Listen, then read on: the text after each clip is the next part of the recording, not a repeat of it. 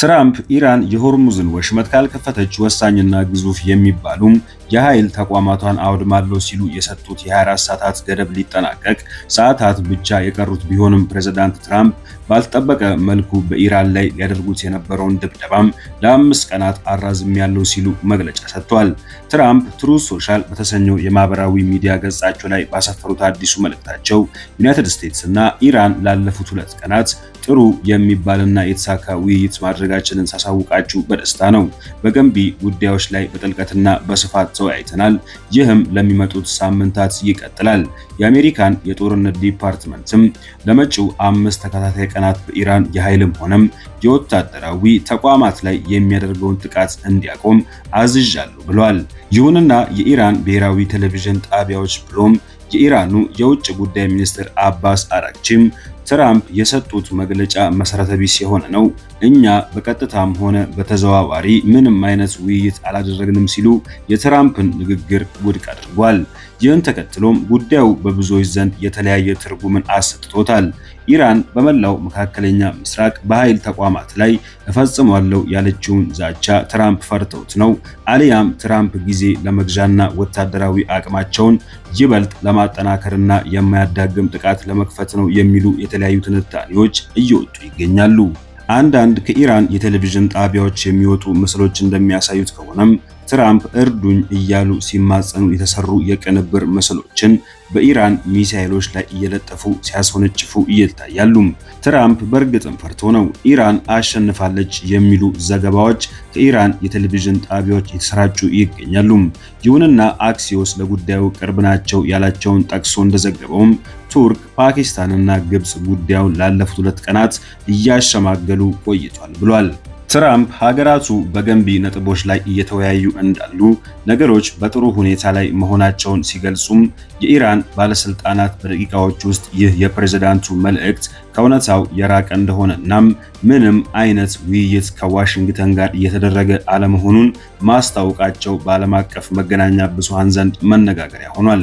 ፕሬዝዳንቱ 48 ሰዓታት መስጠታቸውን እናም ኢራን በፍጹም የፕሬዝዳንቱን የማስጠንቀቂያ የጊዜ ወሰን አለመቀበሏና ለሚመጣባት ለማንኛውም ጥቃት ከፍተኛ የአጸፋ ምላሽ እንደምትሰጥ መዛቷን ተከትሎም በዚህ ፍጥነት እንዴት ውይይት ላይ ሊደርሱ ቻሉ የሚል ጥያቄን አስነስቷል። ኢራን ፕሬዝዳንቱ ከፍተኛ የተባለውን ድብደባቸውን ለመፈጸም የ48 ሰዓታት የማሰቢያ ጊዜ ለኢራን ሰጥተው የነበረ ቢሆንም ፕሬዝዳንቱ ትዕዛዙን ካስተላለፉ ከሰዓታት በኋላም ኢራን ማንኛውም አይነት ጥቃት የኃይል ተቋማቷን በተሸከሙ ደሴቶች ላይ የሚሰነዘሩ ከሆነም በባሕረ ሰላጤው በመላው የባህር ላይ ፈንጂዎች እንደምታጠምድታለች። የሚጠመዱት የባህር ላይ ፈንጂዎች በሆርሙዝ ወሽመጥ ብቻ ተገድበው የሚቀሩ ሳይሆን በመላው የባህረ ሰላጤው ወሳኝ የመርከብ መተላለፊያዎች ጭምር እንደሚሆን ነው ኢራን ይዛተችው። ያም የሚሆን ከሆነ ነገሮች በጦርነቱ በቀጥታ ተሳታፊ ለሆኑ ሀገራት ብቻ ሳይሆን ለመላው የአረብ ሀገራት ብሎም ከባህሩ በቀጥታ ለሚጠቀሙ ሀገራት ጭምር ከባድ አደጋ ይዞ የሚመጣ ቀጠናውን ተሻግሮ ዓለም አቀፍ ሊሆን ይችላል። ጦርነቱ በተራዘመ ቁጥር ደግሞ በጦርነቱ አንድም አሸናፊ ሳይኖር በከባድ ኪሳራና ውድመት ሊቀጥል ይችላል። ትራምፕ የተናገሩት እውነት ከሆነም በቀጠናው ምክንያት እየተናወጠ ያለው ዓለም እረፍት ሊያገኝ ይችላል። ትራምፕ ይህን መልእክታቸውን ካስተላለፉ በኋላም በርካቶች ደስታቸውን እየገለጹም ጭላንጭል የሰላምና መረጋጋት ተስፋ እየታየ ይመስላል። ነገር ግን በሌላ በኩል ኢራን የፕሬዝዳንቱን መልእክት ሐሰት እንደሆነ ውድቅ ማድረጓም ሌላ ፈታኝና ከባድ ጊዜ ለቀጠናው ብሎም ለዓለም ይዞ ይመጣል የሚል ስጋትና ፍርሃትን ማንዣበቡን ቀጥሏል።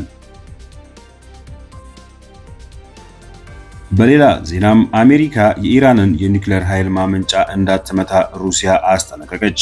አሜሪካ በሩሲያ በተገነባው የኢራን የኒውክሌር ኃይል ማመንጫ ላይ የምትፈጽመው ማንኛውም ጥቃት ሊጠገን የማይችል መዘዝ ሊያስከትል እንደሚችል ሞስኮ አስጠነቀቀች። የሩሲያ መንግስት ቃል አቀባይ ዲሚትሪ ፔስኮቭ ዛሬ መግለጫ በሰጡበት ወቅት ፕሬዝዳንት ዶናልድ ትራምፕ የሆርሙዝ ወሽመጥ የማይከፈት ከሆነም የኢራንን የኒውክሌር ማመንጫዎች እንደሚያወድሙ ስለመዛታቸው እንደተጠየቁ የዜና ወኪሉ አሶሺየትድ ፕሬስ ዘግቧል።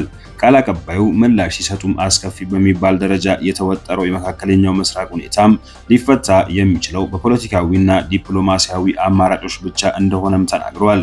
ፔስኮቭ አክለውም በኒውክሌር ተቋማት ላይ የሚፈጸም ማንኛውም ጥቃት እጅግ አደገኛ እንዲሁም ሊጠገን በማይችል መዘዝ የተሞላ እንደሚሆን ገልጿል።